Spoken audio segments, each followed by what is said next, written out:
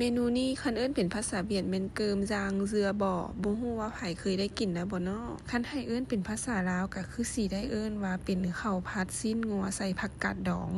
ก่อนอื่นก็เอาผักกาดดองไปล้างก่อนเนาะน้ำนึงแล้วก็เอามาบีบน้ำออกให้มันหมดเพื่อเวลาเอาไปผัดกับข้าวมันจะเฮ็ดให้ข้าวบ่มีความเปียกแล้วก็มีความส้มเกินไป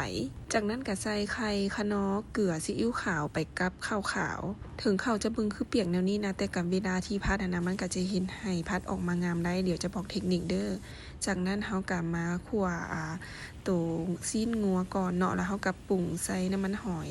เกลือพริกไทยแล้วเฮาก็ใส่ผักกาดผัดไปกับซีนให้มันมีความแห้งแล้วก็พอได้มีกลิ่นหอมแล้วเฮาก็เอาขึ้นไปพักปลาไว้ก่อนแล้วเฮาก็มาผัดข้าวนี่แหละตอนนี้แหละเป็นตอนสำคัญเนาะเฮาเฮ็ดจังได๋ให้ข้าวมันบ่มีความเปียกความแฉะหรือว่ามีความเละแนะนำให้ใช้ไฟกลางหาแฮงเด้อห้ามใช้ไฟคอยแล้วก็ต้องได้คนมันตลอดเลยบ่ให้พักปะมือเลยแล้วมันก็จะได้เส้นงามๆแบบนี้มันก็จะเป็นเม็ดแบบนี้บ่มีเม็ดใดที่แบบมันแตกขั้นตอนสุดท้ายแม่นจังใส่ทั้งหมดลงไปแล้วผัดแค่น้อยเดียวพอให้มีกลิ่นหอมก็ถือว่าได้กินแล้วเนาะแซ่บหลายเด้อมันจะมีความเปรี้ยวนิดนึงแล้วข้าวนี่นะก็บ่แม่นข้าวข้างคืนเป็นข้าวหากะหุงแล้วเอามาผัด